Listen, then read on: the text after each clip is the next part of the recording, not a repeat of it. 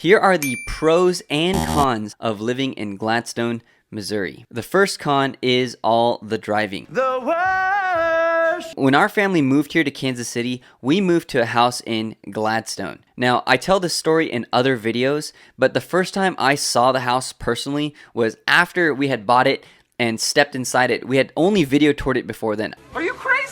I definitely don't recommend that you do that, but that's kind of what we did. But back to the first con, the driving in Gladstone, depending on where you are, can be very inconvenient. Much of Gladstone is not located around a freeway or a highway, and so you have to drive pretty far on surface roads to get to where you want to go. So when will we get there? Where we personally lived, we had to drive 10 minutes to even get to a freeway, and then that freeway would take us down into downtown Kansas City within 5 to 7 minutes depending on the traffic. And so getting to downtown was more just getting out of Gladstone because of where we live. Now, that may not be the case for everybody in Gladstone, but a lot of Gladstone is located pretty far away from any freeways or highways. So that's going to be one negative that you're going to want to know about before you move to Gladstone.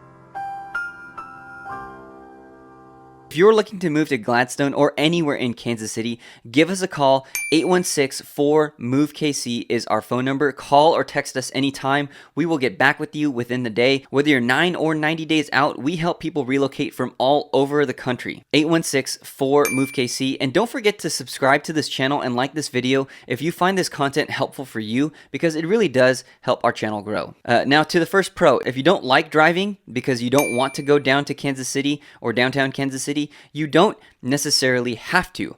All the amenities are right in Gladstone. Well, that's nice. When I asked my wife about what she liked about living in Gladstone as opposed to where we live right now in Midtown, she said all the amenities that we could possibly need were super close. You have a gas station, you have a Walmart, you have a Hy-Vee, you have Aldi, which if you're not shopping at Aldi, you need to be, because you're getting ripped off at these other grocery stores. Aldi is the best. Excellent. Pro tip for you if you move here to Kansas City or anywhere you are, Aldi is so much cheaper. She said all of those locations were right next to each other, and that was super helpful in getting around. Now that we live in Midtown, all the grocery stores are spread out over a larger geographical area, and that makes her grocery shopping a lot harder. The pros of Gladstone is that all the stuff is located in a close, tight-knit geographical area. However, that leads us to the second con. And if you stick around until the end, I'm going to share a con that we do not miss about Gladstone, but that may or may not apply to you when you live there. So stick around till the very end for that. The second con is that there is almost nothing to do for families. You want to do something fun?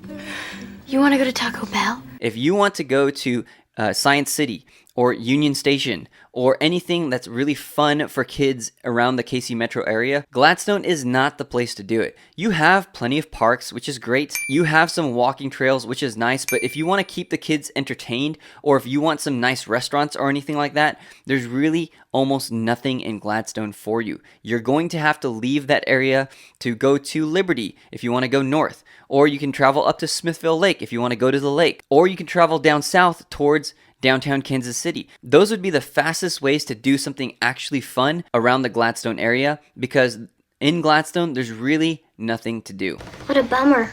However, with there being nothing to do, it means that Gladstone is full of walkable neighborhoods, and it is relatively a safe area in Kansas City. Now, there have been people commenting on my videos about how Gladstone is not a safe area, but I think if you look at the crime reports and the crime maps, it's a generally safer area than the rest of Kansas City. However, I would say for the most part, when we lived in Gladstone, and also when talking to our neighbors, and of course this is anecdotal evidence, I think most of Gladstone is a lot safer than a lot of the rest of the metropolitan area. Along with that safety comes nice walkable neighborhoods. You have a lot of people out and about that you don't necessarily have as much where we live right now as in Gladstone. Now, that might be the demographic. We were surrounded by older people that really like to be outside.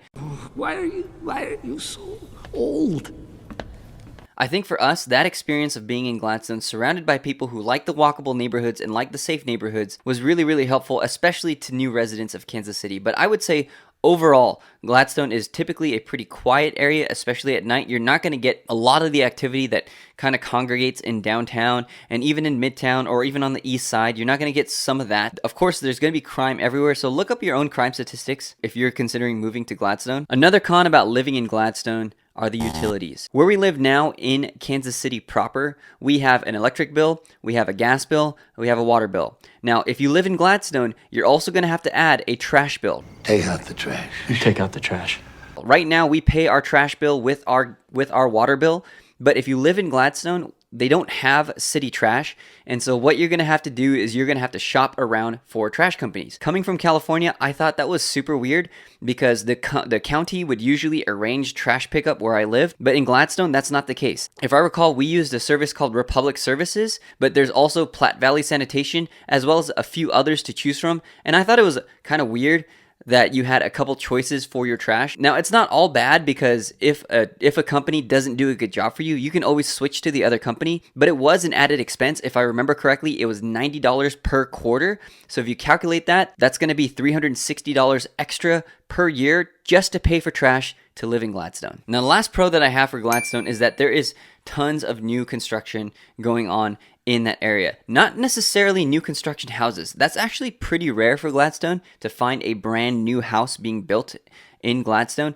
However, there are tons and tons of places where new construction is happening. I can think of a stretch on that particular road, Antioch, where there are very new retail shops that have come up, and then this one area in Gladstone where they completely bulldozed almost everything, and they're going to put some either brand new houses in there or brand new commercial centers in there. So that's exciting for Gladstone. That should bode well for property values there. Of course, we can never truly know what property is going to do in the future, but we're typically where people are building, that's where property values are holding pretty steady.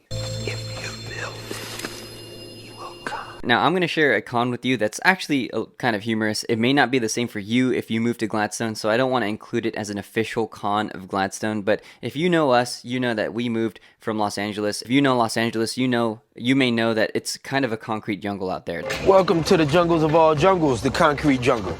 There's not a lot of places with a lot of yard. At least I didn't grow up in a place that had a huge yard. And so when I moved to Gladstone on my 12,000 square feet, I thought that this was going to be a beast to take care of. And I had a lot of neighbors who decided that they wanted to, who were offering to chip in to help. But I definitely felt a lot of pressure to take care of my yard, a lot more so than where I live in Midtown. A lot of people here just don't care kind of what your yard looks like. But I do feel like if you move to Gladstone, you may move next to some neighbors that do care a lot about what your yard looks like.